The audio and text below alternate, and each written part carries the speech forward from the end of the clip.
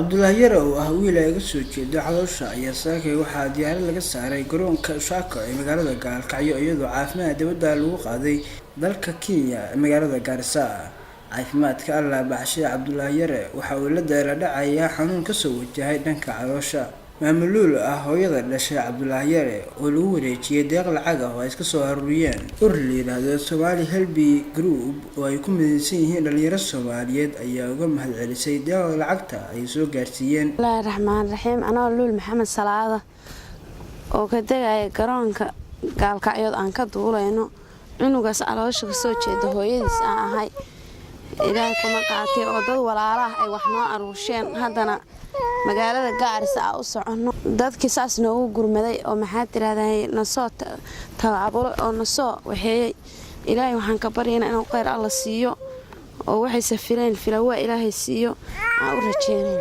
Saadiye Axmed Muradiste oo loo soo wakiishay deeqda lacagta ayaa iyadana ka hadashay iyadoo ka codsatay ummadda Soomaaliyeed inta waxaysata inay ku soo caawiyaan waxa la awoodaan. Bismillahir Rahmaanir Rahiim maanta oo taariikhdu tahay 12 bisha afraad 2019 maalin Khamiis ah 12 aroornimo waxaan ku suganahay oo Shaka airport halkaas oo aan ka dhoofiyay saaka maamulul oo ah maamadii dhashay wiilkii caloosha ay ka soo jeeday inayuna banaanka yaaleen ee Abdullah Yare taas oo ay fududeysay dhoofintaas oo ay fududeysay walaalo muslimiin ah oo kala dunida daafaheeda ما شاء الله إلهي وحق قرب بنادم كوجو بدلو وناجي أسميسين فيس كي كود هالقصة نوسو جم وح ساكن وبلودي فيس كي لبعض أو ولا عليه Somali Help Group ومعناها يعني كم إذا ولا كأن وريه محمد وما أنت لو قدر هاي مجال Garissa لو بيسوي حاضر هو هالقا وسوق دون دونه مجال كينيا ولا كأن يتيم كSomali Help Group وحنلاقي هاي